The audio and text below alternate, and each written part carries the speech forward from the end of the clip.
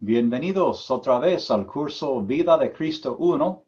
Estamos hoy en la clase número 8 y ya hablamos del nacimiento de Cristo. Hoy queremos proceder a hablar de su niñez. ¿Qué de esos años entre 8 días y 12 años que no sabemos nada? ¿O entre 12 años en Jerusalén y 30 años cuando aparece otra vez para comenzar su ministerio? La Biblia realmente no nos dice nada de eso. Entonces, podemos deducir algunas cosas que sabemos de la historia de los judíos, su cultura, su sistema educacional, la geografía de varias ciudades. Eso nos dice algo más que queremos agregar a las historias bíblicas. Bueno, empezando, queremos ir primero a Mateo capítulo 2, otra vez, la historia de Mateo del nacimiento de Cristo y los magos y después la matanza de los inocentes. Y quiero agarrar un detalle, como hicimos el otro día, con el doble cumplimiento de profecías en Mateo 1, Isaías 7. Este es otro ejemplo. Vemos aquí en versículo 15, dice, y estuvo allá hasta la muerte de Herodes, o sea, en Egipto, para que se cumpliese lo que dijo el Señor por medio del profeta, cuando dijo, de Egipto llamé a mi hijo. Ahora, si tomamos ese pasaje de Oseas 11:1 y volvemos al contexto original, dice esa frase, ¿sí? Y Mateo parece estar implicando que fue una profecía acerca de Jesús en Egipto y el mensaje que ya podían volver de Egipto a Israel con seguridad. Pero originalmente la profecía no tenía que ver con Jesús, ¿sí? Era una referencia al tiempo en Egipto antes del Éxodo, cuando el pueblo de Israel eran esclavos y Dios tuvo que mandar a Moisés a salvarlos y sacarlos de Egipto en el Éxodo, ¿sí? Esa es la idea que el Hijo de Dios, la nación de Israel, fue llamado desde Egipto y fue sacado, así. Y Oseas se refiere pues a esa relación entre Dios el Padre y su nación, de su Hijo, la nación de Israel. Ahora, Mateo decide que hay paralelos otra vez entre ese evento y este evento en la vida de Cristo. Y de hecho, uno puede ver varios eventos en la vida de Cristo y son paralelos a la vida de Israel como nación.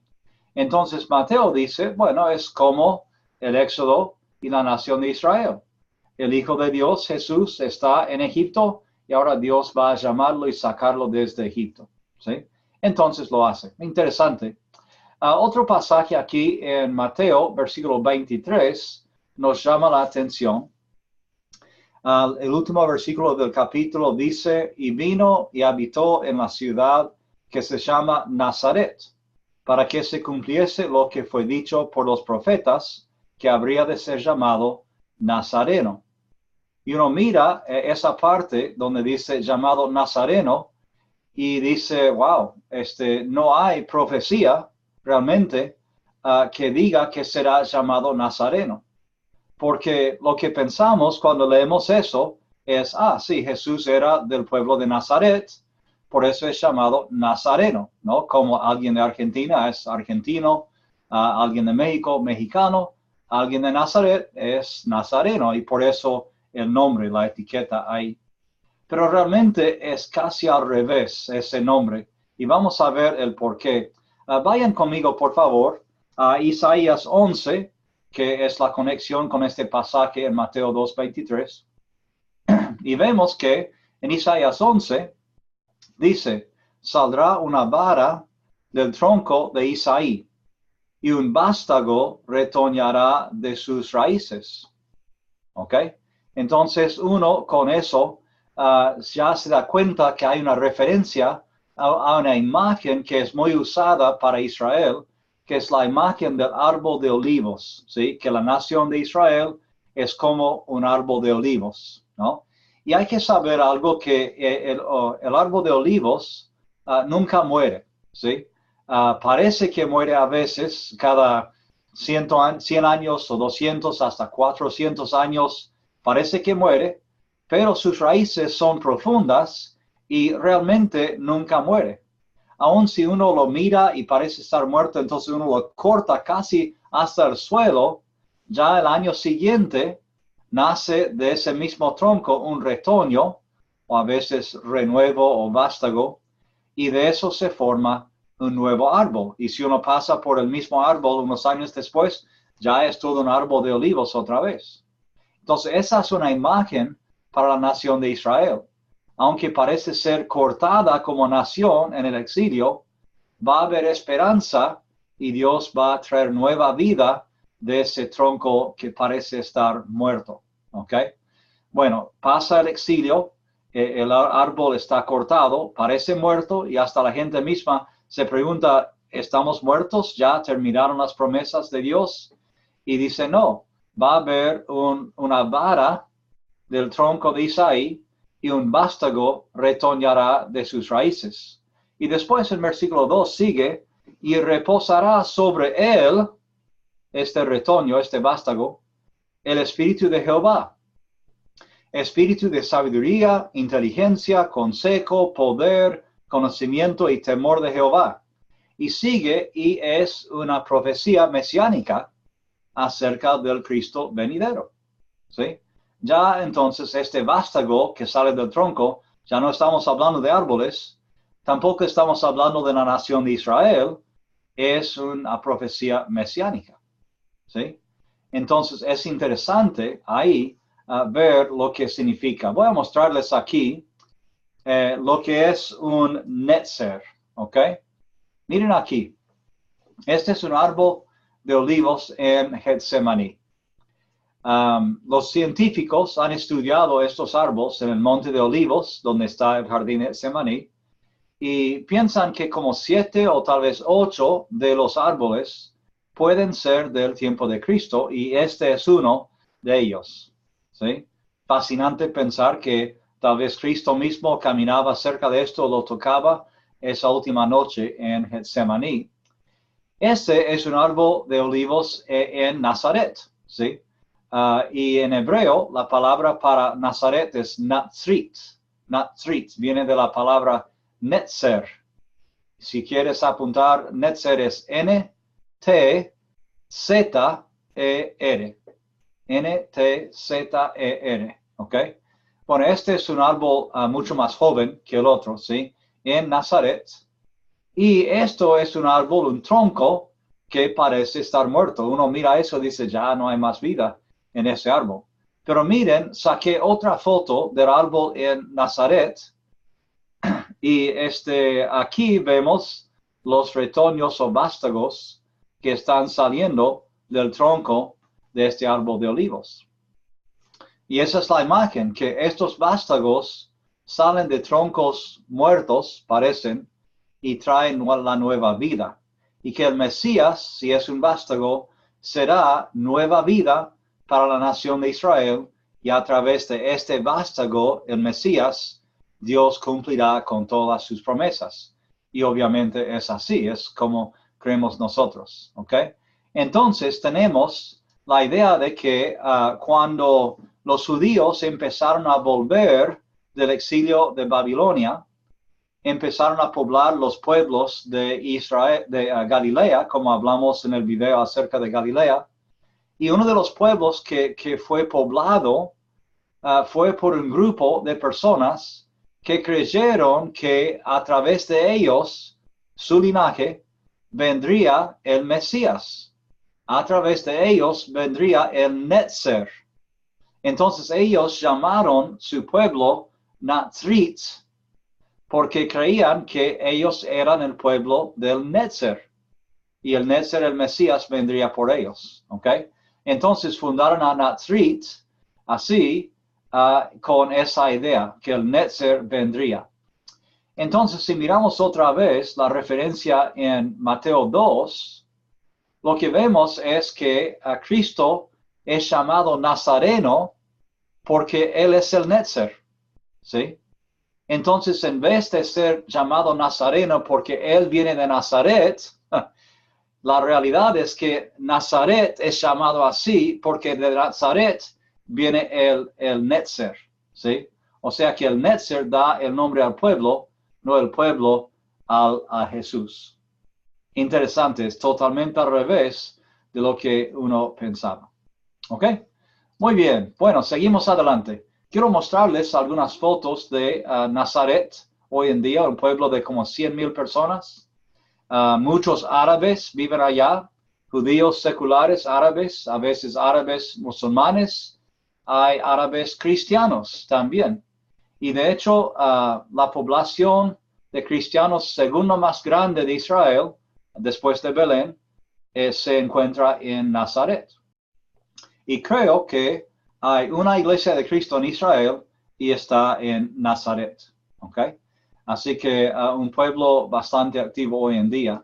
Y el centro del pueblo, obviamente, son los lugares que tienen que ver con la anunciación del ángel Gabriel a María, que iba a ser mamá de Cristo.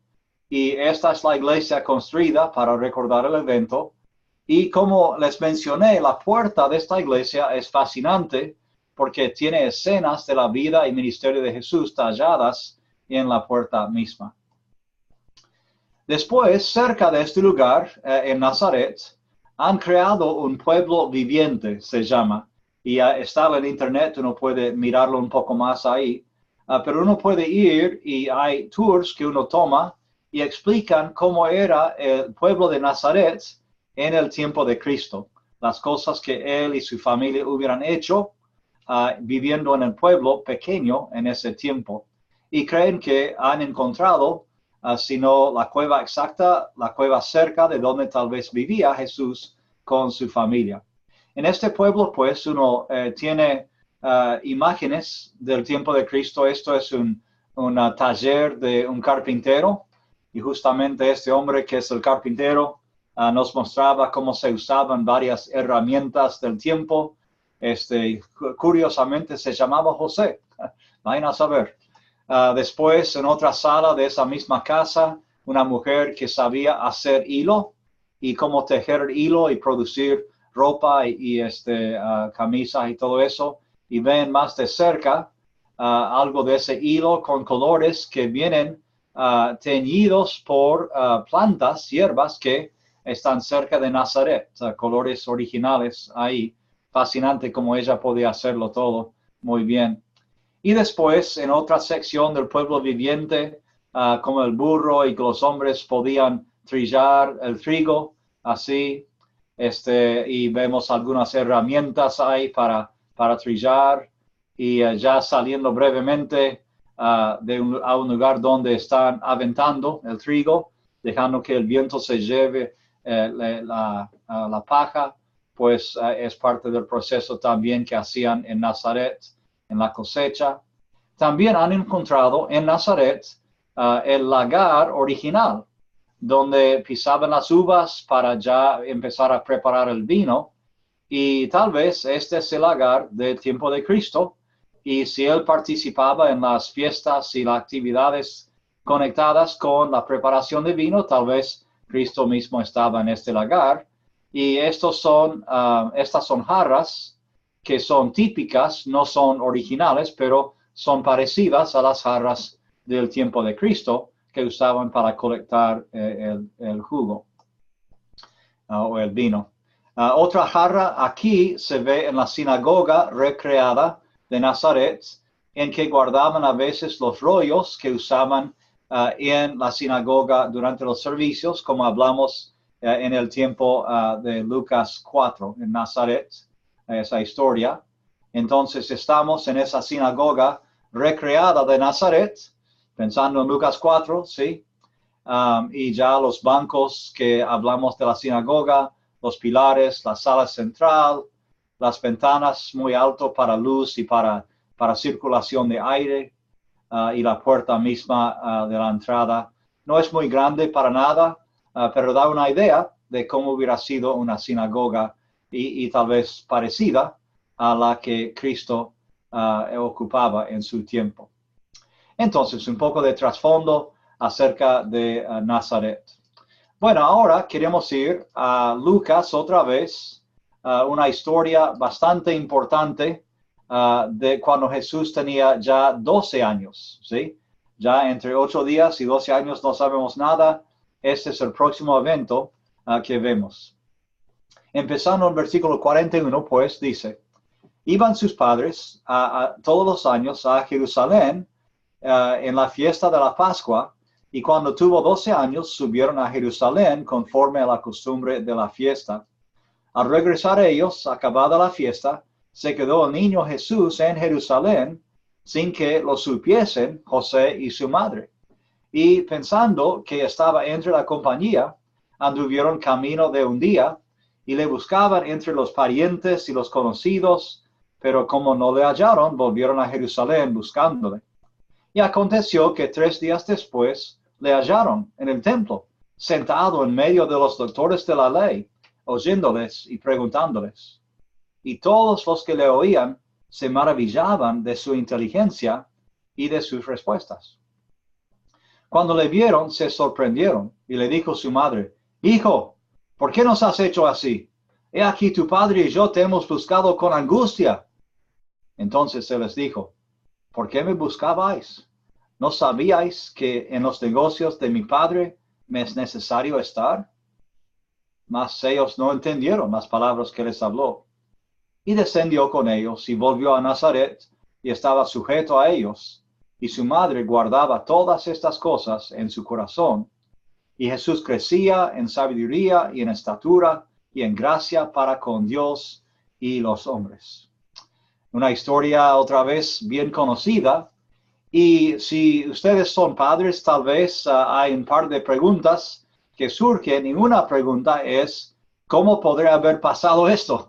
¿No? Porque todo un día sin saber dónde está tu hijo, especialmente de 12 años, pero una vez en Israel, yendo a Jerusalén desde Jericó, que fue el camino por donde se acercaban a Jerusalén, dice que al acercarse a Jerusalén, llegando, tenían que purificarse del viaje, y en los lugares de purificación, los mikvot, como vamos a hablar más después, como tanques de agua para purificación, en los mikvot fueron separados por hombres y mujeres.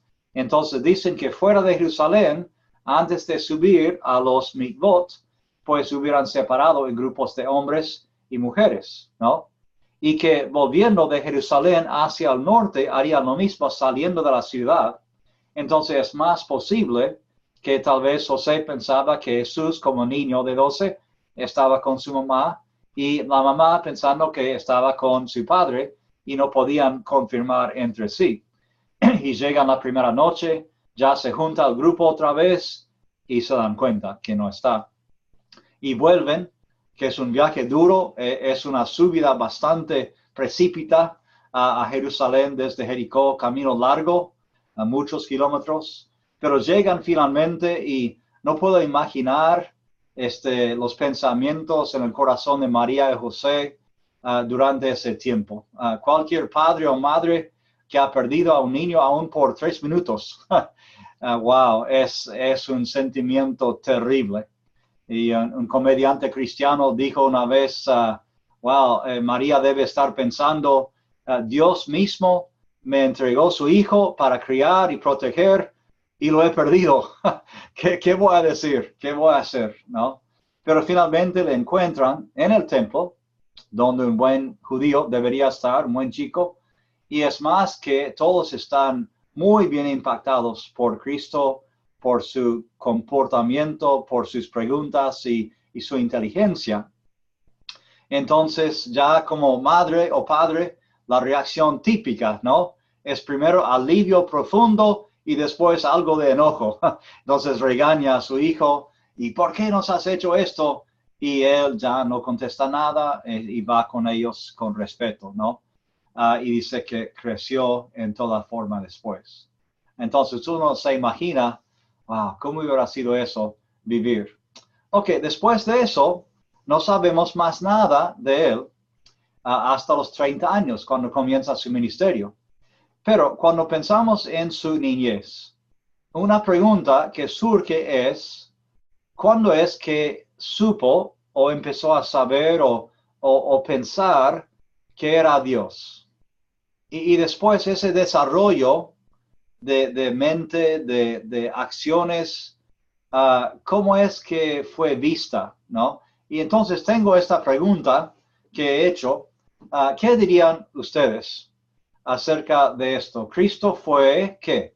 ¿100% divino y cero humano? ¿O 100% humano y cero divino? ¿50-50 o 100-100? ¿Qué opinan?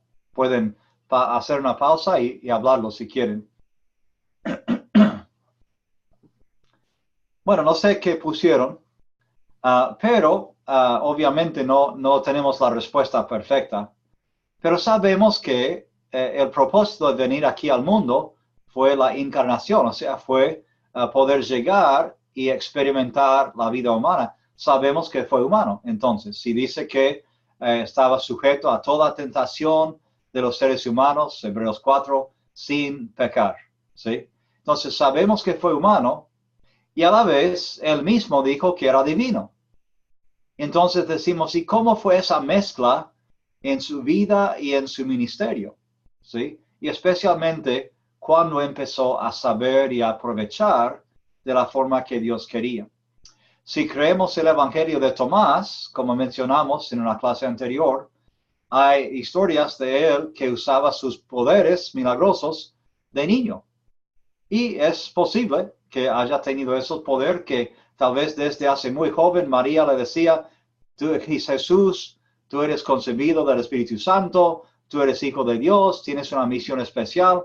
Tal vez ella le inculcaba eso, con lo que ella sabía de Simeón y Ana y el ángel y Dios. Y tal vez Dios le revelaba más de la misión y el carácter de Cristo en otros momentos, pero no está en la Biblia eso, no sabemos si pasó. Tal vez vino de María y empezó muy joven. O tal vez unos dicen, ya al llegar a tener 12 años, ya a ese nivel de su educación, ya está comprendiendo que hay algo más que tengo que hacer y soy alguien más que un humano normal. Tal vez fue algo más como progresivo, como amanece el sol, de a poco, cada vez más brillante la luz hasta su esplendidez plena, ¿no? No sabemos exactamente. Lo que sí sabemos es que ya cuando estaba en su ministerio, a los 30 años en adelante, ya estaba seguro y hay varias formas que indica quién es y cuál es su misión. ¿Okay? Pero es interesante. Hay otra cosa que es llamativa aquí en cuanto a la misión de Cristo y su vida aquí, es si él podía hacer todo lo que hacía, porque era Dios, ¿sí? O podía hacerlo porque como humano dependía de Dios perfectamente. Hay una gran diferencia en la implicación de esa enseñanza, ¿sí? Si Cristo podía hacer lo que hacía como resistir toda tentación porque era Dios, pues su ejemplo es admirable, pero no puedo imitarlo. ¿Sí? Porque soy humano totalmente y no puedo resistir perfectamente, ¿sí? No soy Dios. Entonces, si hay que ser Dios para resistir perfectamente, pues es inalcanzable para mí. Pero si Cristo, como hombre, quería darnos el ejemplo de cómo depender de Dios perfectamente y completamente, y así lograr la perfección en resistir la tentación, o también así hacer milagros como humano que dependía del poder de Dios, eso cambia el cuadro totalmente. Porque así yo puedo aprender de ese ejemplo y es posible para mí, como Cristo, depender del poder de Dios como humano y resistir. O depender del poder de Dios y hacer tal vez milagros, ¿sí? Dios está a cargo de decidir qué es lo que quiere de cada persona, pero si Cristo nos daba el ejemplo de cómo vivir como humanos, y creo que fue así, entonces tal vez tenemos acceso a cosas que no pensábamos antes. No llegamos a ser dioses para nada, no es el punto, no. Pero hay cosas que Dios quisiera hacer a través de nosotros si dependiéramos tan completamente de Él como Cristo lo hacía. Es una pregunta interesante. ¿Qué quisiera hacer Dios a través de ustedes y a través de mí si dependemos de Dios como Cristo? Son preguntas muy importantes, ¿ok? Entonces, otra pregunta que me surge cuando pienso en la niñez de Cristo, en su crianza en Nazaret, entre 8 días y 30 años, es cómo hubiera sido ser sus padres. Sabemos más de María que José. La tradición piensa que José tal vez falleció temprano, tal vez entre 12 y 30 años temprano. No sabemos con certeza. Pero yo me pregunto, ¿cómo hubiera sido ser su papá? Sé cómo es ser papá de mis hijos, qué espectacular es, ¿no? Wow, ¿cómo hubiera sido ser papá del Hijo de Dios realmente? ¿Sí? Un hijo perfecto, literalmente. ¿Y cuáles preguntas harían ustedes si pudieran hablar con José y María? ¿Qué pregunta les quisiera hacer acerca de ser sus padres? Tal vez quieren hacer una pausa en el video y hablar de esas posibilidades, ¿ok? Bueno, hay un libro que se llama, con razón le llaman El Salvador, y un capítulo de ese libro se llama 25 preguntas para María, ¿no? Y en esta clase quisiera compartir 14 de esas 25 porque me gusta pensar o imaginar eso. Primero, por ejemplo, ¿cómo era verlo orar? ¿Cómo era verlo orar? Nosotros oramos pensando en, perdón, en Dios y confiando que Dios está, pero Cristo oraba tal vez sabiendo porque había estado al lado de Dios, hablando con Él. Número 2, cuando vio un arco iris, Él mencionó algo sobre un diluvio. Número 3, te sentiste un poco extraña, hablando con María, cuando le enseñaste cómo Él había creado el mundo. y realmente esa pregunta me fascina, ¿no? Porque un momento favorito de cada día cuando yo criaba a mis hijos con mi señora, ¿no? Era el momento de acostarlos, ¿no? Y empezando con mi hija, que era la mayor, yo iba todas las noches a acostarla y nos acostábamos ahí en la cama, ahí en la oscuridad, con la lucecita ahí prendida, y le contaba historias bíblicas, ¿no? Y empezando con la creación y yendo ya en toda la Biblia, le contaba las historias, bueno, las que podía aguantar una niña de 2 o 3 o 4 años, no le contaba algunas de las historias, pero cada noche, ¿no? Ese tiempo especial y esa vocecita de mi hija ya tan pequeña y las preguntas que hacía, escuchando todo por primera vez, ya sintiéndole y riéndome con ella y imaginando cómo eran las historias, o sea, tratando de dar vida a esas historias de la Biblia. Realmente son recuerdos favoritos míos, ¿no? Pasamos muchas horas placenteras ahí. Después con mi hijo lo mismo. Y pensando en María y José, si ellos iban a acostarlo a Cristo ya cada noche, y si ellos contaban historias del Antiguo Testamento, que es lo que tenían obviamente, de la creación, de Noé, de Abraham, etc., me pregunto cuánto Jesús ya sabía de esas historias, aparte de lo que aprendía en la escuela de los judíos, ¿no? ¿Será que cuando ella empezaba a contarle una historia de la creación, por ejemplo, que Jesús decía, me acuerdo de eso?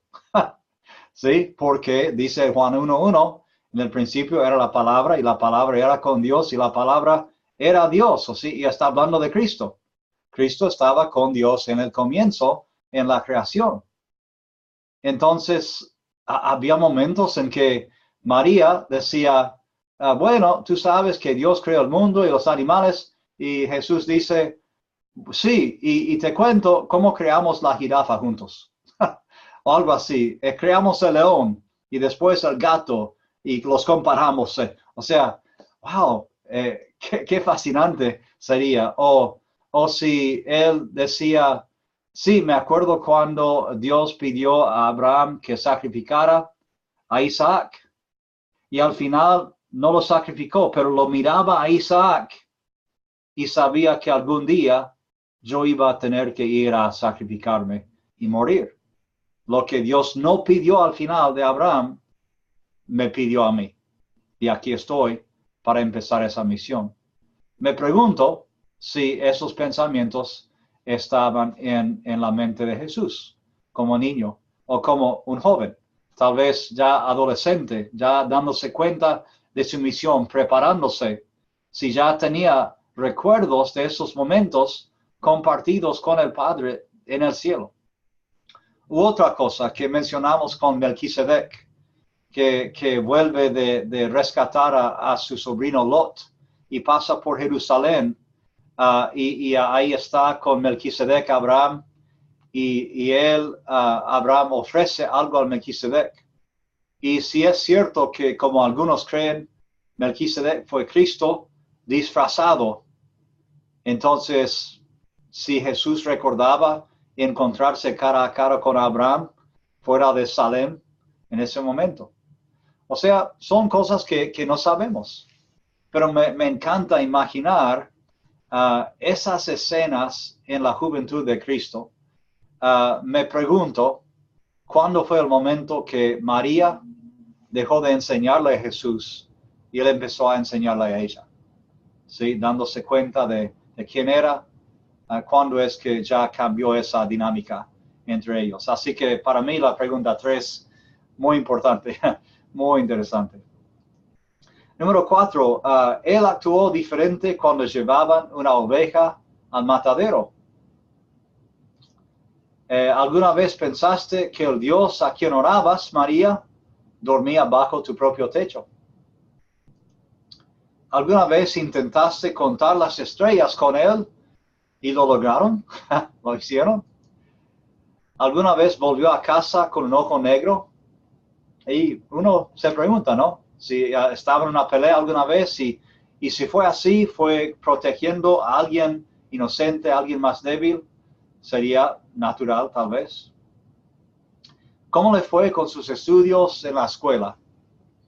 Y otra pregunta, ¿no? Que yo tengo, si tuvo que estudiar, si tuvo que memorizar la ley o la Biblia, o si ya, ya lo tenía como una descarga directo al cerebro, como un disco duro, ¿no? Si Dios ya se lo dio todo por completo, ya con mucho más conocimiento. No creo, yo creo que él tuvo que aprender y estudiar, porque eso sí es parte de la experiencia de ser humano. ¿Alguna vez lo regañaste? Esta es una pregunta que varios hacen, ¿no? Si María tuvo que regañarlo en oportunidades siendo un chiquito, ¿no? O si él y sus hermanos se pelearon alguna vez. O si tuvo que preguntar algo acerca de las escrituras alguna vez. Número 11, cuando alguien hablaba de Satanás, ¿cómo reaccionaba? Número 12, ¿de qué hablaron cuando eran niños él y su primo Juan, el Bautista, sabiendo la misión que compartían? 13, ¿entendieron sus hermanos lo que pasaba? Y yo creo que al principio no entendieron. Y finalmente, ¿alguna vez pensaste, ese es Dios que está tomando mi sopa? Cosas, detalles pequeñas, mundanas, contrastadas tal vez con cosas divinas. Wow. Interesante todo esto. Entonces, hubiera sido tan llamativo ser la mamá o el papá de Jesús al ser un niño. Bueno, avanzamos un poco más en la clase. Hablamos un poco del sistema educativo de los judíos.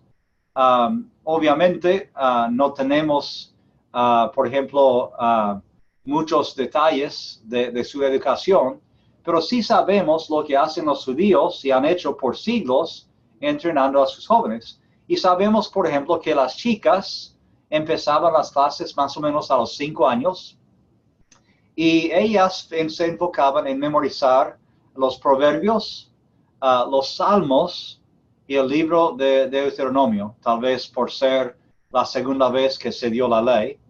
Entonces tenían una buena base del Antiguo Testamento.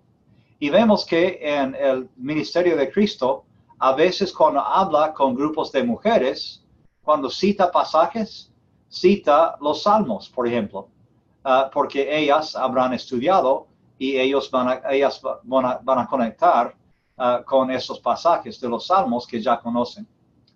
Y después sabemos que las chicas tenían que dejar de estudiar tanto y volver a casa para prepararse para casarse, y muchas veces fueron prometidas y casadas tan temprano como los 12 años.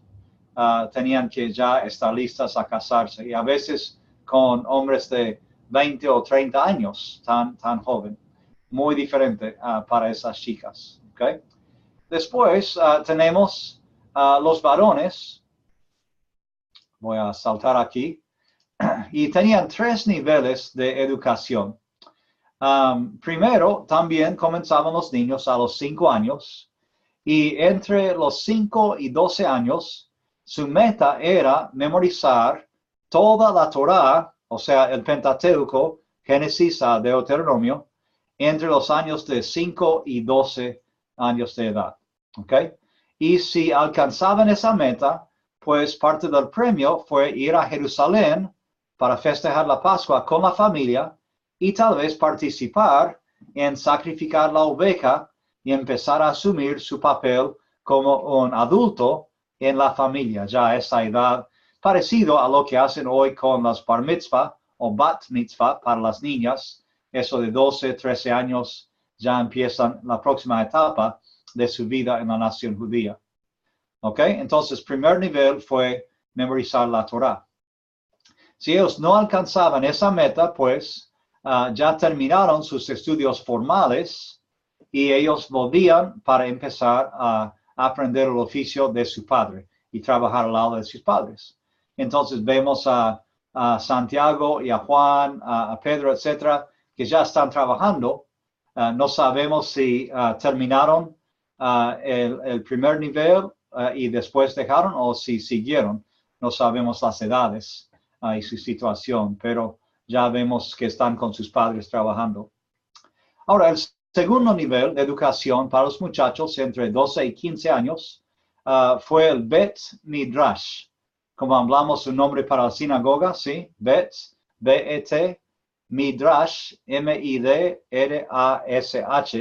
que significa casa de enseñanza o explicación. Y fue así el próximo nivel.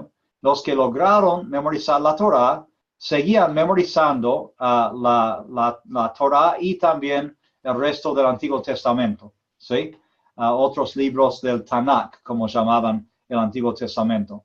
Y a la vez, estos también tenían que aprender el oficio de su padre, pero entendieron que iban a tener más tiempo con sus estudios. Y el tercer nivel, ya empezando a los 15 años, fue el más difícil de todos, y tal vez 1 en cada 30 llegaban a este nivel. Y es cuando los mejores alumnos trataban de ser aceptados para estudiar con un rabino que tuviera smicha, y vamos a hablar de smicha después, ¿no? Pero eran los mejores rabinos, los más respetados, con más conocimiento, y era un proceso de años. Algunos creen que ocupaba hasta 15 años, entre 15 y 30 años. Y es llamativo lo que sabemos, que Cristo empezó, según Lucas, su ministerio a los 30 años. ¿Será que Cristo fue uno de los excepcionales que terminó su preparación y después lanzó su ministerio? Otra vez, no sabemos nada. No hay nada en la Biblia acerca de eso. No hay nada en la literatura secular acerca de Cristo estudiando con un rabino de ese tipo. Y de hecho, después vemos que fariseos y líderes judíos se preguntan, ¿y con quién estudió este Jesús? ¿Dónde consiguió la autoridad que tiene para enseñar estas cosas. Entonces ellos mismos están preguntándose, ¿ok? Entonces tal vez Cristo fue uno de ellos. Pero estos, si fueron aceptados, pues ya pasaban años y años siendo talmidim, como suena, T-A-L-M-I-D-I-M, discípulos, talmidim significa discípulos del rabino. Y Jesús menciona esto al pasar Mateo 10:25, cuando dice que el alumno no es más grande que el maestro, basta con que sea como el maestro. Y esa fue la meta final, no solamente saber lo que sabía el rabino, sino llegar a ser como el rabino. Fue un honor que querían alcanzar. Para lograr esto, pues, estaban con el rabino mucho del tiempo. Se sentaban a sus pies para estudiar, como dice de Pablo y Gamaliel, se sentó a sus pies. Después también caminaban, muchas veces los rabinos caminaban por el pueblo o de pueblo a pueblo enseñando todo el tiempo. Y cuando veían algo, un objeto de la vida diaria, un oficio, una piedra, un molino, un animal, un árbol, una semilla, una cosecha, pues paraban y enseñaban acerca de eso y cómo estaba conectado con la ley y la palabra de Dios y en el caso de Cristo, con el reino de Dios. Entonces, si uno ve, por ejemplo, las historias y los ejemplos de las parábolas, uno puede deducir tal vez el contexto de eso. Caminando por el camino, ven algunos granjeros sembrando. Entonces había un hombre que sembraba en 4 tipos de terrenos diferentes, ¿no? Y el reino de Dios es como ese hombre y esos terrenos y esa semilla. Hubiera sido lo más natural para un rabino aprovechar una cena diaria como eso, ¿no? O si llegaban a ver una mujer moliendo algo, dicen, momento, aquí, ven ese niño. Si alguien ofende, si hace tropezar a ese niño, sería mejor que agarraran esa piedra del molino y que le colgaran acerca de su cuello y que le echaran al mar. Sería mejor para ese hombre que hacer tropezar a ese niño. O sea, ejemplos concretos que están mirando. Miren las aves del cielo, las flores del campo. No hacen nada, no hilan, no hacen nada, pero su Padre Celestial les cuida. Sermón del Monte, ¿sí? Entonces vemos cómo los rabinos funcionaban aprovechando tantas cosas de su ambiente, ¿ok? Y entonces en ese proceso de años, los rabinos iban enseñando a sus talmidim, sus discípulos.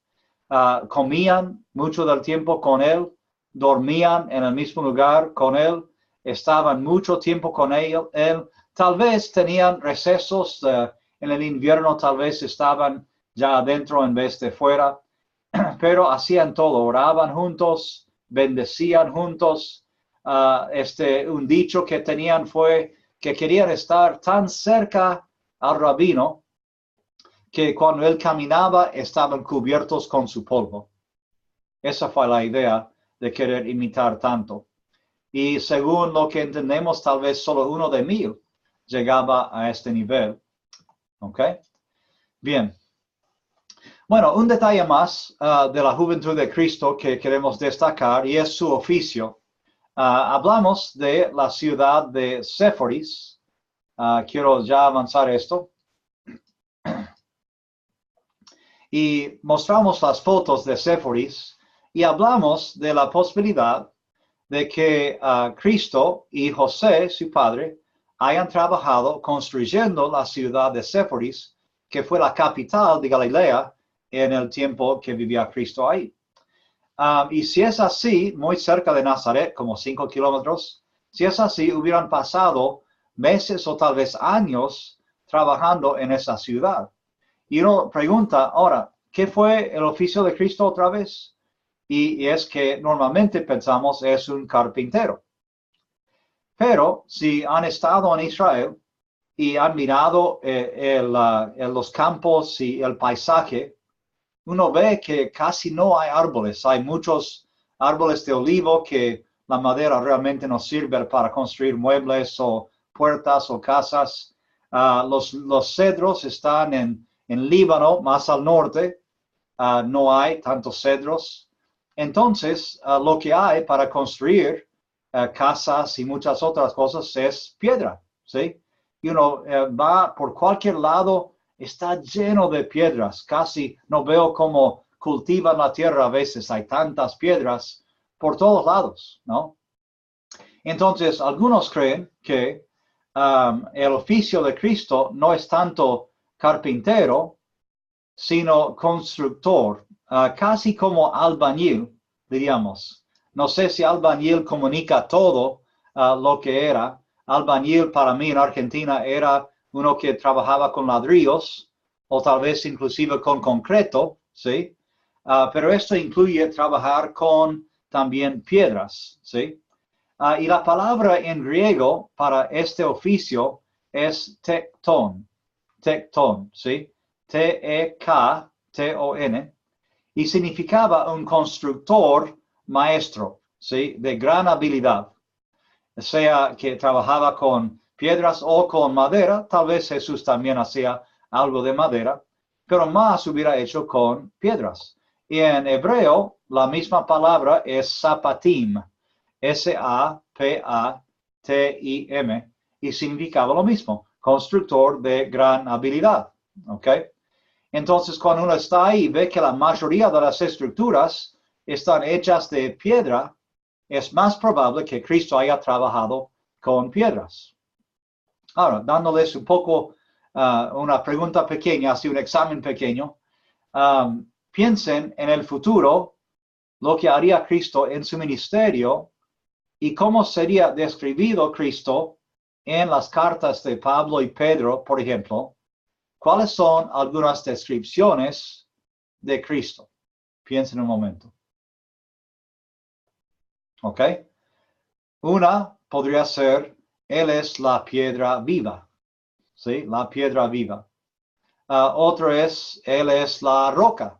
¿Sí? Él es la piedra angular sobre la cual se sostiene el edificio. ¿Y qué hace Cristo? Bueno, Él construye la iglesia. ¿De qué? De piedras vivas. Entonces nosotros somos las piedras vivas que toma la piedra viva y Él construye, edifica un templo santo lleno del Espíritu Santo. ¿Sí? Primera de Pedro 2, Efesios capítulo 2, esas imágenes de piedras ya tienen mucho sentido si Cristo fue un albañil que trabajaba con piedras. ¿Sí? Wow, eso ya tiene mucho más. Y hasta en Apocalipsis habla de que la ciudad nueva de Jerusalén tiene 12 bases, ¿no? Y muros fuertes de piedras, ¿sí? Y hasta las piedras, las puertas son de piedras preciosas. Wow, piedra viva realmente es descripción perfecta de quién es Cristo y cuál fue su misión. Y hay una cosa más ahí, y terminamos aquí. Que nos gustaría, por un lado, tener algo que Cristo, el constructor, el albañil, el carpintero, había hecho. ¿No sería fascinante ver una silla que hizo, por ejemplo? ¿No sería excelente ver una casa en Galilea, tal vez la casa que hizo para su mamá antes de ir a su ministerio? Hubiera sido, perdón, tan fascinante tener algo concreto, literalmente, de Cristo. Pero que sepamos, no hay nada de lo que hizo Cristo con sus manos. Nada de madera, piedra, nada. Cuando Cristo quiso dejar algo permanente, ¿qué usaba? Usaba seres humanos, corazones humanos, almas eternas, y después los unió, los armó, los sanó, les enseñó para formar a ser ciudadanos de su reino eterno. Y aunque muchas de las cosas del tiempo de Cristo ya no existen más, ya no podemos encontrarlas, lo que Cristo hizo en su ministerio y lo que sigue haciendo hasta hoy es eterno, ¿sí? Porque ustedes y yo somos parte de su obra maestra como constructor de un reino. Y eso es lo más importante. Es bueno tener cosas físicas, pero lo que realmente estamos haciendo aquí en este mundo, estamos formando a las personas para que sean partes del reino de Dios. Amén. Muy bien. Bueno, gracias por su atención. Espero que hayan aprendido algo que les sirve en la vida, en el estudio. Ya vamos a vernos en la próxima clase. Que Dios los bendiga.